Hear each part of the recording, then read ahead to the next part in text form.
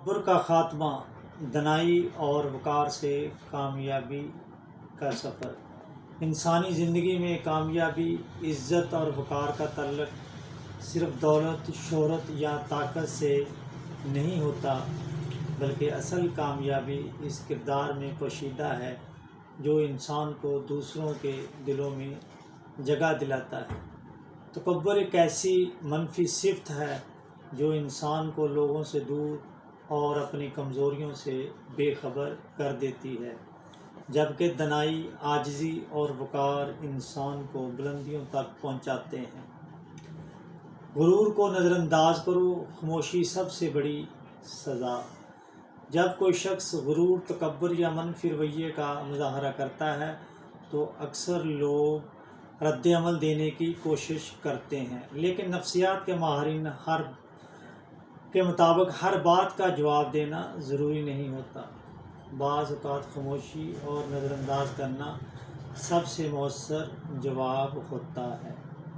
نفسیاتی تحقیق بتاتی ہے کہ متکبر افراد اکثر دوسروں کی توجہ اور رد عمل سے اپنی اہمیت محسوس کرتے ہیں۔ جب انہیں غیر ضروری توجہ نہیں ملتی تو ان کا رویہ خود بخود کمزور پڑ جاتا ہے۔ اس لیے دانشمند لوگ ہر بحث اور ہر تنازع میں کودنے کی بجائے اپنی توانائی مثبت کاموں میں صرف کرتے ہیں۔ اسلام بھی صبر، برداشت اور غیر ضروری جھگڑوں سے اجتناب کی تعلیم دیتا ہے۔ قرآن کریم میں نیک بندوں کی ایک صفت یہ بیان کی گئی ہے کہ جب جاہل لوگ ان سے الجھتے ہیں تو وہ سلامتی کا راستہ اختیار کرتے ہیں۔ دلیل اور وزن سے بات کرو، جذبات کی بجائے منطق اختیار کرو۔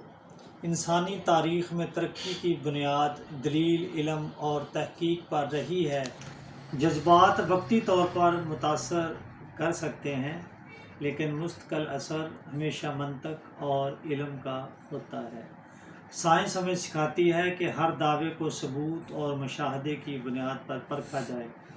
اسی طرح نفسیات کے مطابق جو لوگ جذبات پر قابو رکھتے ہوئے منطقی انداز میں گفتگو کرتے ہیں وہ زیادہ مؤثر، قابل اعتماد اور باوقار سمجھے جاتے ہیں۔ آج کے دور میں سوشل میڈیا پر اختلاف رائے عام ہے، لیکن کامیاب اور سمجھدار لوگ چیخنے یا غصہ کرنے کی بجائے دلیل، شائستگی اور حقائق کے ساتھ اپنا نقطہ نظر پیش کرتے ہیں۔ یہی رویہ انہیں دوسروں سے ممتاز کرتا ہے۔ وقار برقرار رکھو، دوسروں کے درجے پر نہ اترو۔ زندگی میں ہر انسان مختلف مزاج، سوچ اور کردار کے لوگوں سے ملتا ہے۔ بعض لوگ اشتعال دلاتے ہیں، بعض تنقید کرتے ہیں اور بعض حسد یا نفرت کا اظہار کرتے ہیں۔ ایسے حالات میں اصل امتحان یہ نہیں کہ دوسرا کیا کر رہا ہے، بلکہ یہ ہے کہ آپ کیا رد عمل دیتے ہیں۔ نفسیات میں اسے ایموشنل انٹیلیجنس یعنی جذباتی ذہانت کہا جاتا ہے۔ جذباتی طور پر بالغ لوگ اپنے اصولوں اور وقار کو وقتی جذبات کی نظر نہیں کرتے۔ وہ جانتے ہیں کہ ہر لڑائی لڑنے کے قابل نہیں ہوتی۔ اسلامی تعلیمات بھی ہمیں یہی سبق دیتی ہے کہ انسان اپنے اخلاق کو دوسروں کے رویوں کا غلام نہ بنائے۔